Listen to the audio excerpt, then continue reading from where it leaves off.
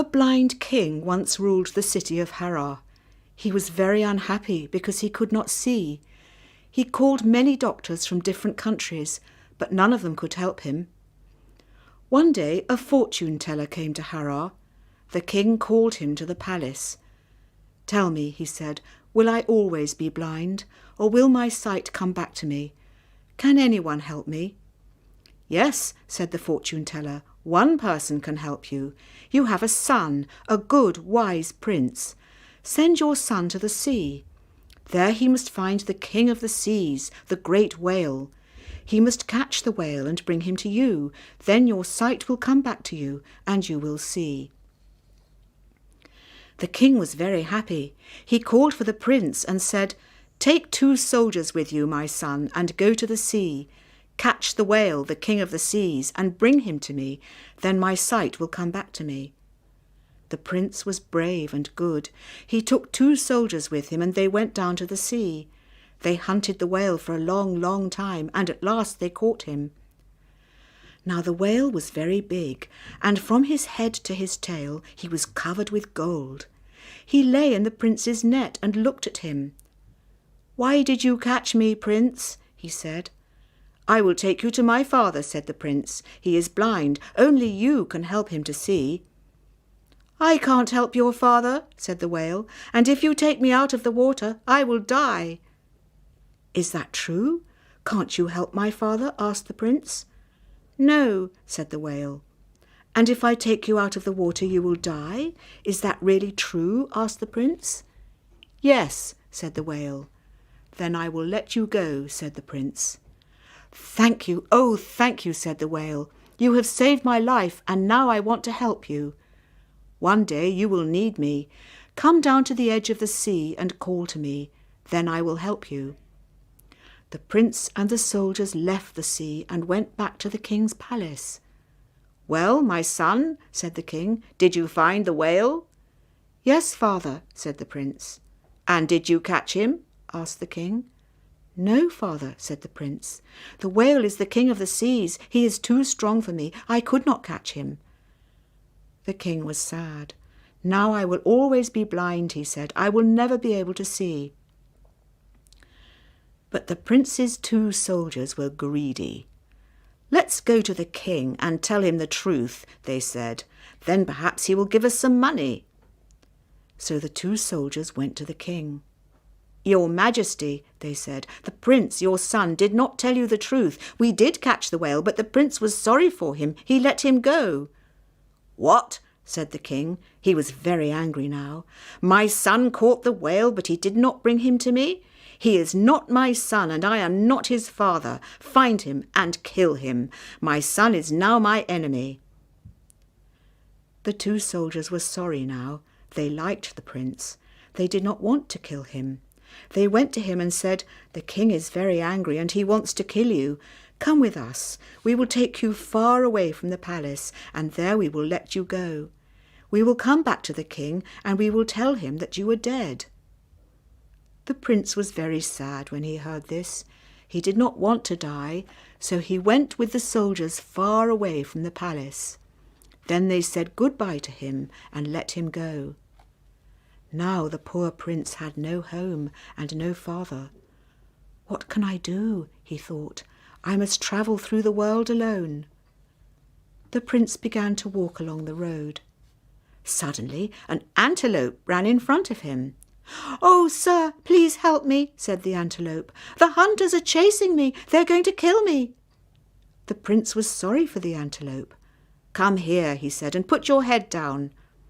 The antelope came close to the prince and put his head down. The prince took one of his horns and held it. Soon the hunters ran up. "That's our antelope," they said. "Give it to us." "No," said the prince. "This antelope is mine. I chased him and caught him myself. But there was another antelope, bigger and faster than this one. He ran that way down the hill. Run fast and you will catch him." So the hunters ran away down the hill. The antelope was very happy. "You saved my life," he said, "and one day I will save yours. When you need me, call me, and I will come and help you." "I will remember that," said the prince, and he went on down the road. Suddenly, a little mouse ran across the path in front of him. "Oh, please, sir," said the mouse, "some boys are chasing me. They want to catch me and kill me. Please, save me." At once, the prince took off his cloak and threw it over the mouse. Then he sat down beside it. Soon the boys arrived. "What are you doing?" the prince asked them. "We are hunting a mouse," answered the boys. "Have you seen it?" "Yes," said the prince, "I saw a mouse. It ran into a hole in the ground. You'll never find it now." The boys went away, and the prince picked his cloak up off the ground. The little mouse thanked him again and again. "You saved me," she said. "You saved my life. I am very grateful. One day you will need me. Call to me then, and I will help you." The prince smiled. "How can a little animal like a mouse help a man like me?" he thought. But he thanked the mouse and walked on down the road. For many days the prince travelled on, over high mountains, through deep valleys and across fast rivers. At last, one evening, he was very tired and very hungry. "Where will I sleep tonight?" he thought. He looked up and saw far away a beautiful big house. It was shining like gold in the last light of the evening sun. Quickly the prince ran towards the house. "What kind of house is this?" he thought. "It is made of gold." He put out his hand and touched the wall. It was hard and cold. It was made of pure gold. The door opened and the guard came out. "Who are you?" said the guard. "What do you want?" "I'm a poor man," said the prince. "I'm tired and hungry. I need a bed for the night and something to eat. Who lives here in this beautiful house? Will they let me come in?" "Oh, my poor friend," said the guard, "you must be very careful. The owner of this house, my mistress, is a sorceress. She is very beautiful, but she is cruel. Many men fall in love with her. They want to marry her. She gives them a test.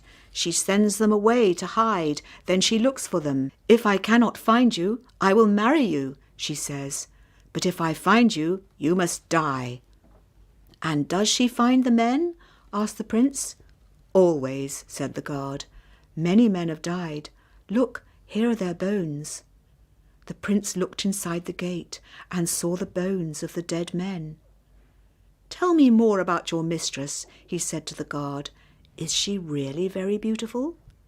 "Very, very beautiful," said the guard. "She is the most beautiful woman in the world." "Then I will take the test," said the prince. "I will hide, and if she finds me I will die, but if she does not, I will marry her and be happy." The guard was sorry for him. "Oh, don't do it, sir," he said. "I told you, my mistress always wins." But the prince did not listen to him. "Take me to her," he said. The sorceress sat in a golden room on a golden chair. She was the most beautiful woman in the world. At once the prince fell in love with her. "Marry me," he said. The sorceress looked at him. He was handsome and good and wise. She liked him. "I want to marry you," she said, "but first you must break my evil magic. Hide yourself. Come back after 4 days. If I cannot find you, I will marry you, but if I find you, you must die." The prince agreed. "You will not find me," he said.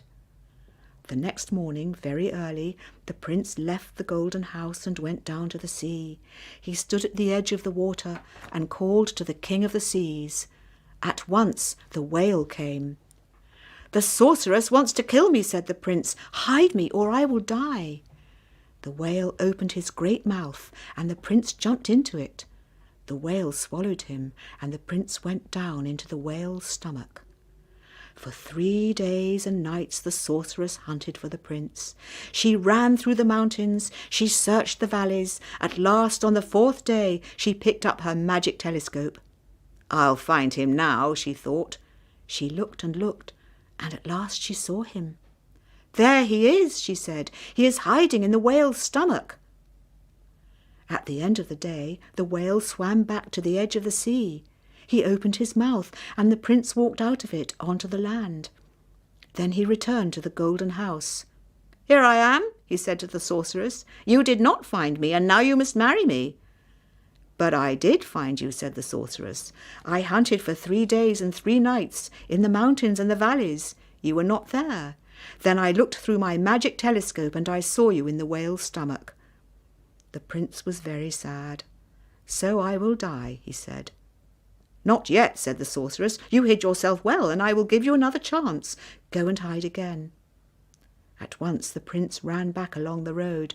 "Antelope," he called out, "where are you? Come to me. I need you now." The antelope heard him. He ran quickly to the prince. "Please hide me," the prince said to him, "or the sorceress will kill me." The antelope took the prince into the high mountains, and he hid him in a cave. "She will never find me here," thought the prince. For 3 days and nights the sorceress hunted for the prince. She ran through the deserts. She searched the forests. At last, on the 4th day, she picked up her magic telescope. "There he is," she said, "in the antelope's cave." At the end of the day, the prince came out of the cave and returned to the golden house. "Here I am," he said to the sorceress. "Where was I? Did you find me? If not, you must marry me." "Yes, I did find you," said the sorceress. "I hunted for 3 days and 3 nights in the deserts and the forests. You were not there. Then I looked through my magic telescope and I saw you in the antelope's cave." The prince was very sad. "You must kill me now," he said. The sorceress looked at the prince. He was very handsome. "I will not kill you yet," she said. "Your hiding place was a good one. You nearly won. I will give you one more chance. Go and hide again." The prince hurried away from the golden house. "Mouse," he called out, "where are you? Come and help me." The mouse heard him. She ran quickly to the prince. "You must hide me," said the prince, "or the sorceress will kill me." So the mouse took the prince to a great hole in the ground. The prince followed her for a long way down into the earth. At last they came to the palace of the king of the jinns. "Hide here, under the king's throne," said the mouse. So the prince hid under the throne of the king of the jinns. He stayed there for 3 days and 3 nights. The sorceress hunted for the prince through the whole world, in the seas and the islands, the forests, the deserts, the mountains and the valleys. She looked through her magic telescope again and again, but she couldn't find him anywhere. At the end of the 4th day, the mouse came back to the prince. She took him out of the palace of the jinns. The prince followed her up through the earth and out into the world. Then he returned to the golden house. The sorceress was waiting for him. "I hunted everywhere for you," she said, "in the forests and deserts, the mountains, the valleys, the sea and the islands, and I could not find you. Now my evil magic is broken, and I will marry you." So the prince married the sorceress. She never used her evil magic again, and they lived happily in the golden house for many, many years.